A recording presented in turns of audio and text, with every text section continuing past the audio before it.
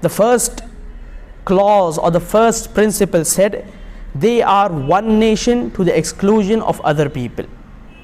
In the very first sentence, the Prophet ﷺ emphasized on the relationship between the Muslims, that all the Muslims, irrespective of their caste, irrespective of their color, irrespective of the language they speak, irrespective whether they are slaves or freemen, or in which part of the world they live, or their lineage, all the Muslims, whoever believe in the oneness of Allah and they believe Muhammad ﷺ is the messenger of Allah, they are one nation. They are one nation. This was the first and most important point that the Prophet ﷺ made it clear in this document. It said that they are one nation to the exclusion of other people. The Muhajirin of Quraysh, the migrants of Quraysh, shall unite together and pay the blood money from among themselves, and shall ransom honorably their prisoners. Every tribe of the helpers shall unite together as they were at first, and every section among them will pay a ransom for releasing its relative prisoners.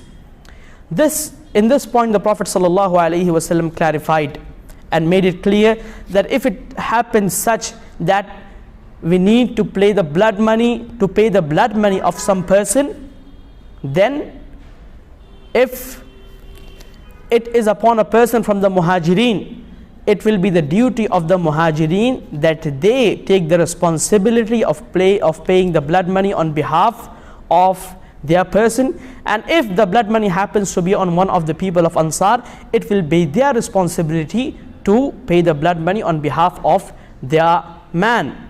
Similarly, if some of us has been made as prisoners by the enemies, by the people of Quraysh, or by other enemies, and if he happens to be from the Ansar and the Muhajirin, the respective tribes will take the responsibility of ransoming that prisoner. The third point said, the believers, the mu'mineen, shall not leave anyone poor among them by not paying his redemption money or blood money in any kind. Whoever is rebellious or whosoever seeks to spread enmity and sedition, the hand of every God-fearing Muslim shall be against him, even if he be his own son. This is the principle of justice, of al-adl, which Islam has emphasized, and Allah subhanahu wa ta'ala has spoken about it in various places in the glorious Quran.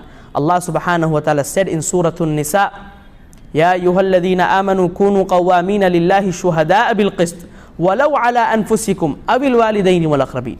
Stand up for justice, be on the side of justice, walau ala anfusikum, even if it be against your own selves, even if it be against your parents, even if it be against your close relatives.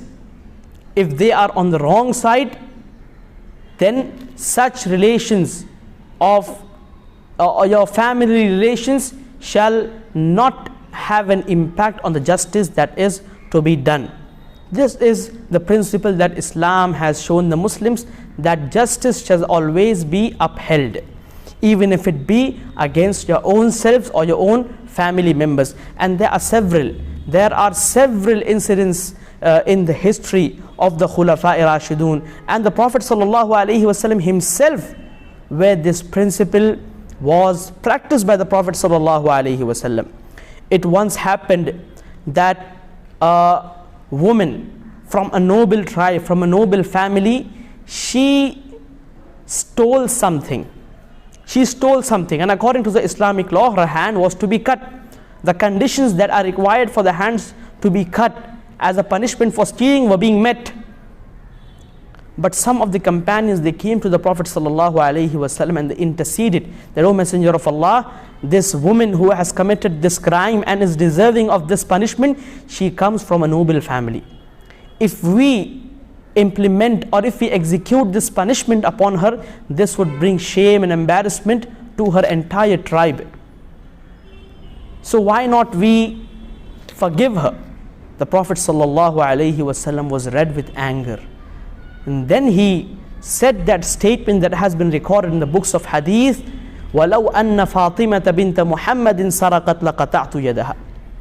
Even if my daughter Fatima radiallahu ta'ala anha, Even if she happens to do such a thing, I would have chopped off her hands. This is the principle of justice that Islam has given to the Muslims. And if we read the life of Umar bin Khattab radiyallahu ta'ala anhu, the problem with us Muslims is that we have the knowledge of the entire world, but if we do not know anything, we do not know the life of our own Prophet, we do not know the life of Abu Bakr, of Umar and Uthman and Ali radiyallahu ta'ala anhum, we do not know our own history. If we read the life of Umar bin Khattab radiyallahu ta'ala anhu, Umar bin Khattab was known for his justice. He was known for his justice, and he would not think twice before punishing even his governors who were appointed by him, if he found them to be guilty of something, in order to discipline them. And such incidents, they are scattered throughout the history of Umar bin Khattab radiyallahu ta'ala anhu, in the life of Abu Bakr radiyallahu ta'ala anhu, and in fact in the entire Islamic history. This was the third principle of justice, that justice shall be established even if it be against our own family members. It further said, a believer shall not kill another believer, nor shall he support a disbeliever against a believer. That a moment he will not support a disbeliever against a believer. It further said, the protection of Allah is one and is equally extended to the humblest of believers. If someone is weak in the social status in the society, he does not have a strong family to support him, he does not have wealth so that he has status in the society, he is a poor person of the society.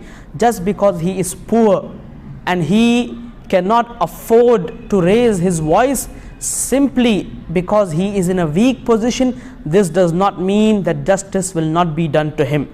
The protection of Allah is equal to all the members of the Muslim Ummah, of the Muslim society. It further said, the believers are supported by each other. And in a hadith, the Prophet ﷺ said, Al-mu'minu lil-mu'mini kal-bunyani yashuddu ba'duhu ba'da. A believer for another believer is like a structure. One of it supports the other.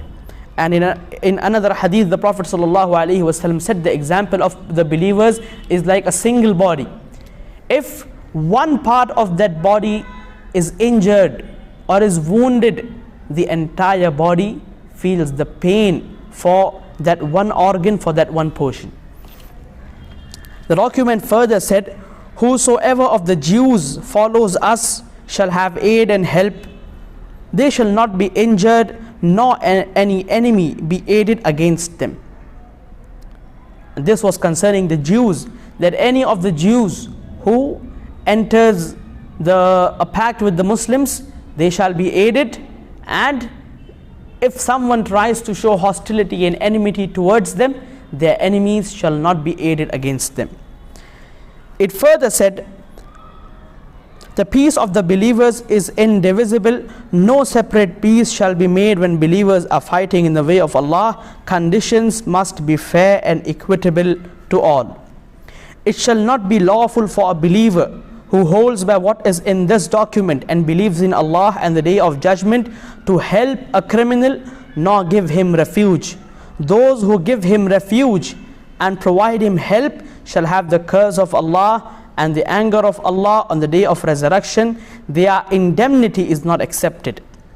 If someone happens to commit a crime and then he enters Madinah and seeks the protection of someone, such a protection is not to be given to criminals. And whoever gives such form of protection, it will not be accepted for him, and justice shall be implemented in the society. It further said, killing a believer deliberately with no good reason entails killing the killer unless the heirs consider it otherwise. If someone happens to kill another person, then the heirs of the one who is killed, they have the right, either they demand qisas, either they demand that we will kill the one who has killed, or either they forgive, or either they take the blood money. Whenever you differ about a matter, it must be referred to Allah and to Muhammad sallallahu alayhi wasallam. If there occurs any differences, any issue, and the people are not able to unite upon an opinion, then the matter must be decided by Allah and His Messenger sallallahu alayhi wasallam. This was the constitution of Madinah, and in fact they are the teachings and the laws of Islam which the Prophet sallallahu alayhi wasallam wrote it down, and Madinah was to be run upon these principles.